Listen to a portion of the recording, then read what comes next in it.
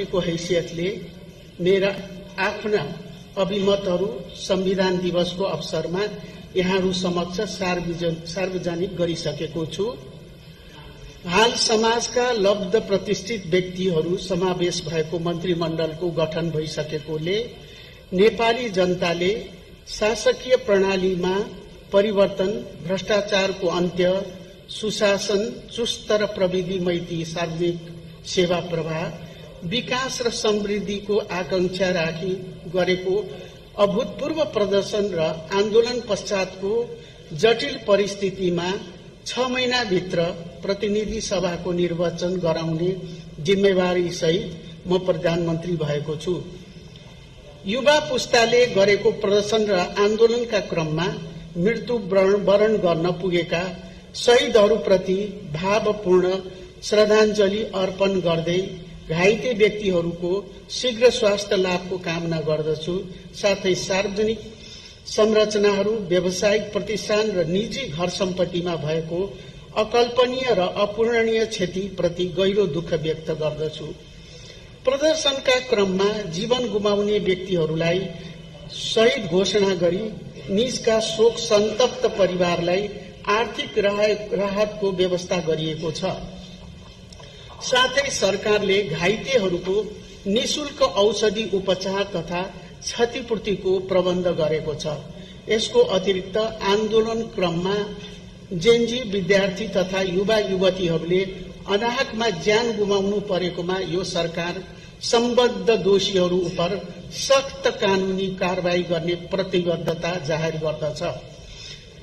यस जटिल परिस्थितिमा मुलुकलाई निकास दिन आगामी फागुन 21 गते भित्रै स्वतन्त्र, निष्पक्ष, भयरहित वातावरणमा निर्वाचन सम्पन्न गर्न सरकारले आवश्यक पर्ने जनशक्ति, बजेट, निर्वाचन सामग्री, सुरक्षा र कानूनी व्यवस्था लगायतका विषयमा निर्वाचन आयोगका पदाधिकारीहरूसँग छलफल गरी आम निर्वाचनको प्रारम्भिक कार्य शुरू गरिसकेको छ।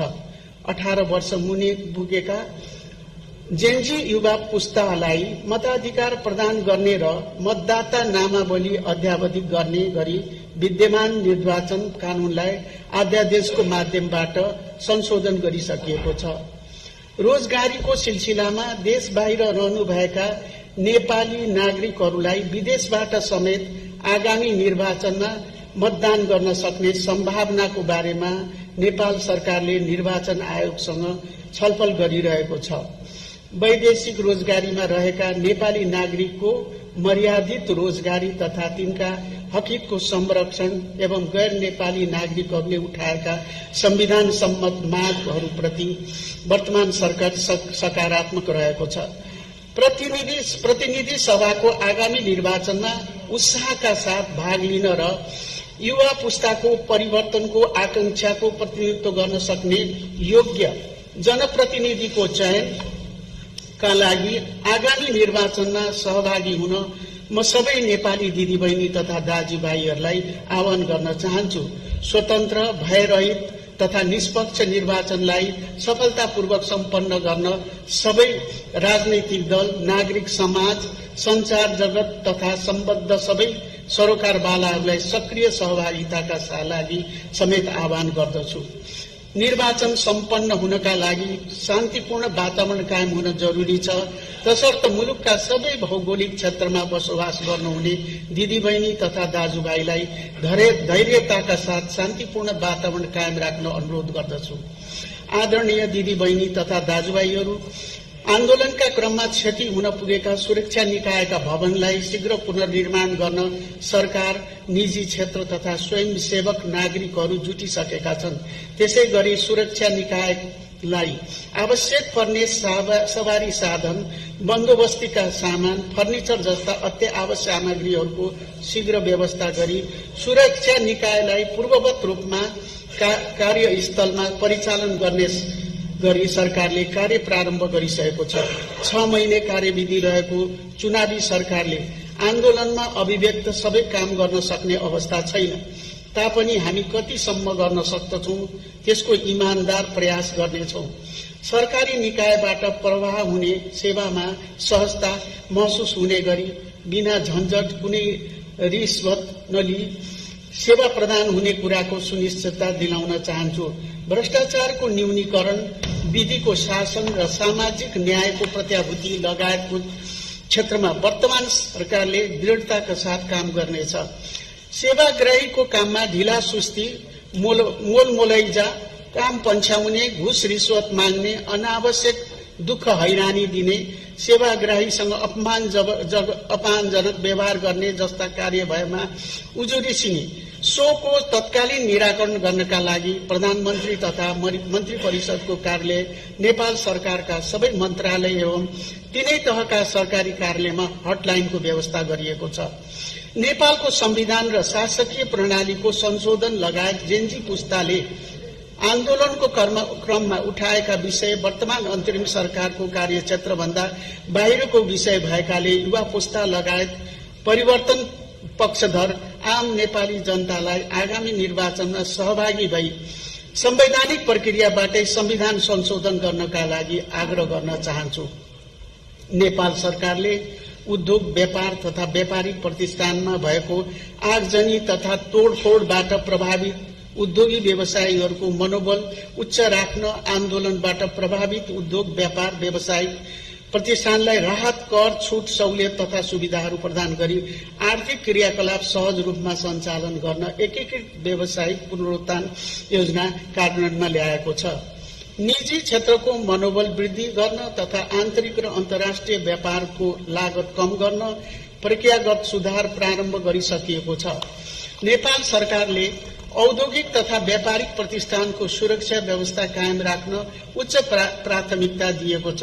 सरकारले आन्दोलनको क्रममा क्षति हुन पुगेको संरचनाहरू पुनर्निर्माण तथा पुनर्स्थापन र आम निर्वाचन सम्पन्न गर्नका लागि अनुत्पादक खर्च कटौती गर्दै टुक्रे आयोजनाका लागि विनियोजित बजेट खारेज गरेको छ। आन्दोलनको क्रममा क्षति भएका सार्वजनिक तथा सरकारी भौतिक संरचनाको पुनर्निर्माण सम्बन्धी कार्यका लागि पुनर्स्थापन कोष स्थापना गरिएको छ। पुनर्निर्माणमा योगदान गर्न चाहने सरकारी, निजी क्षेत्र, संघ संस्था, मित्र राष्ट्रहरू लगायत स्वदेश तथा विदेशमा रहनुभएका सम्पूर्ण नेपाली नागरिकलाई उक्त कोषमा रकम जम्मा गरी सहयोग गर्नुहुन हार्दिक अपील गर्दछु। सार्वजनिक सम्पत्ति, भौतिक संरचना तथा निजी प्रतिष्ठानको क्षतिको मूल्याङ्कन गरी सोको पुनर्निर्माण योजना तयारीको कार्य प्रारम्भ गरिएको छ।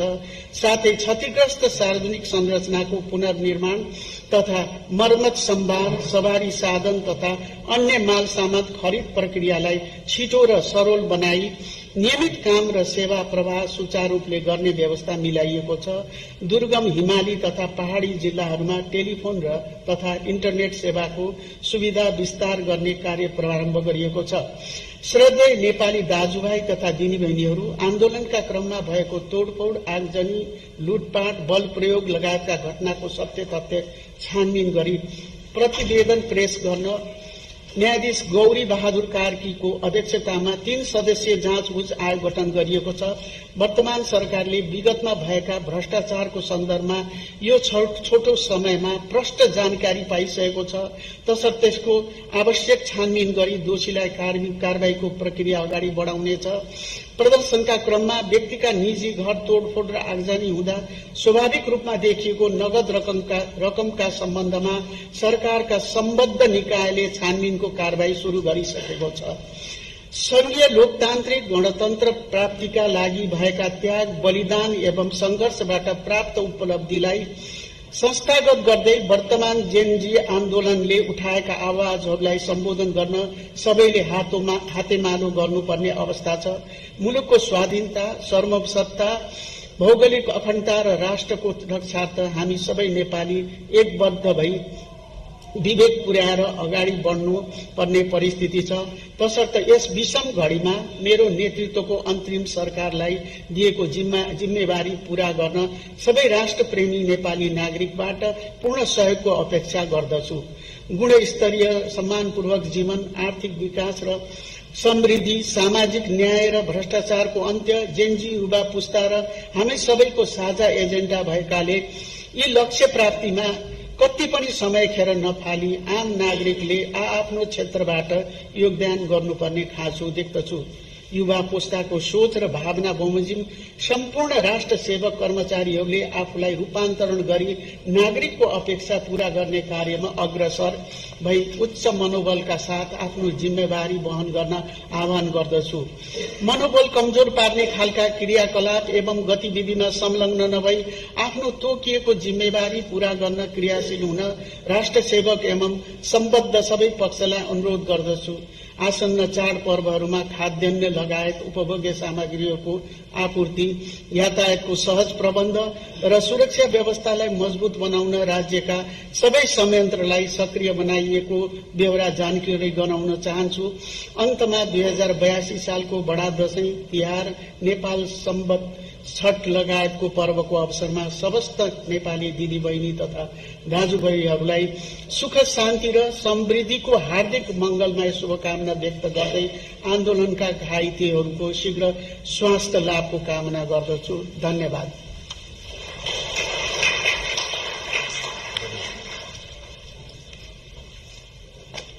सक्यो हैन? ल